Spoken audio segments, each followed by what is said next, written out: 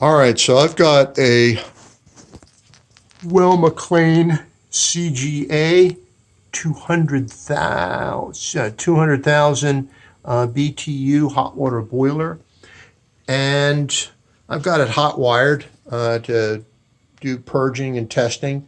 This is the I would call it the injectant circulator.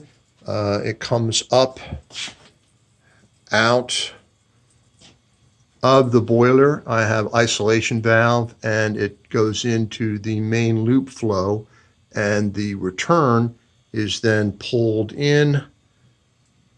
I have isolation valves for the circulator, for choosing the right circulator. Right now I've got a 007 because it comes with, and this is essentially keeping the boiler nice and warm, so you're not bringing back a whole lot of cold water from when the main system loop comes on. So I've got, start here with a return, and it's 2-inch.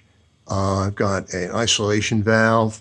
I've got one zone here, which is the return, and I have purge cocks for diverting and draining. I've got an office return here.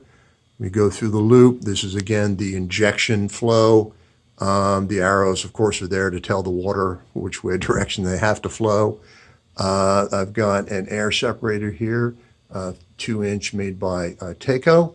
I've got an office supply. It's going up to an isolation flange and another purge and drain with the Taco 007. This is the another zone here, greenhouse supply, and it's going up. This is currently being run because I've got it hot wired. And then I've got something which is very seldom seen. These are what are called swage nipples. This current size is 2 by 1.5 inches because that's the biggest flanges you can get for this circulator. So I wanted to make a reasonable flow transition between these two. They're mostly found in the oil patch area. They're not usually common at supply houses. There's your heat number and so forth. And that's a Taco 0012 to provide the proper flow characteristics. And it's going up, and we've got a flow check there, which is original, got a flange union, and then it goes and diverts around one side and the other. And then the return, it's the same pipe. So this is a single pipe return. I have a video describing why I did that little workaround there. Hope you